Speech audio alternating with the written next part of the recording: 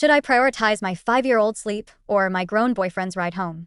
I need to know if I'm being unreasonable here because my boyfriend is convinced I'm a terrible person, and honestly, he's even gone so far as to create fake posts online to prove it. So here's the situation. My boyfriend is 27 years old, and he doesn't have a driver's license or a car. I'm a single mother with a 5-year-old daughter, and I do have a car that I pay for entirely on my own. The insurance, the gas, the monthly payments, all of it comes out of my pocket. My boyfriend works these really inconsistent shifts at his job.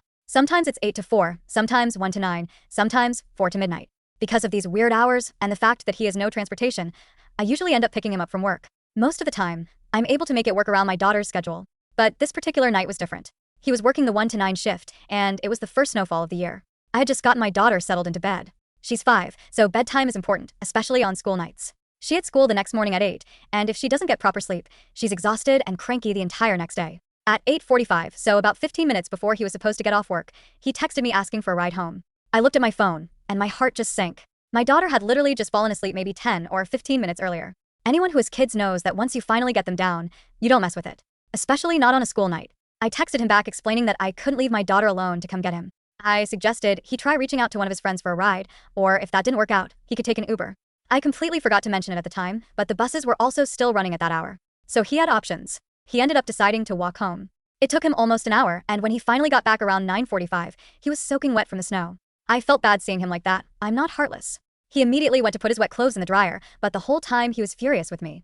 I tried to explain to him that my daughter has to be my priority. I can't always drop everything to pick him up, especially when it means waking up my child, who has school in the morning. A 5-year-old needs consistent sleep. That's just basic parenting. He was not hearing it.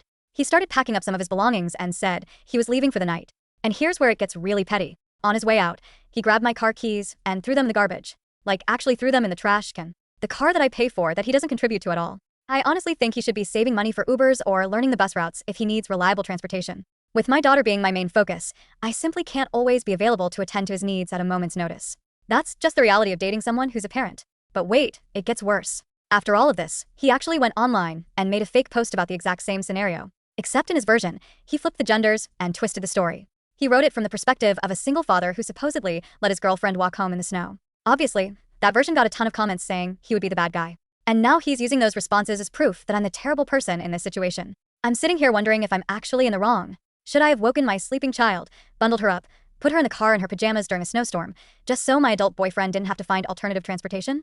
Or take an Uber that he could absolutely afford? Am I really the bad guy here for putting my daughter's needs first? For not being available as a personal taxi service 24/7? He's acting like I committed some unforgivable sin, but I genuinely don't think I did anything wrong.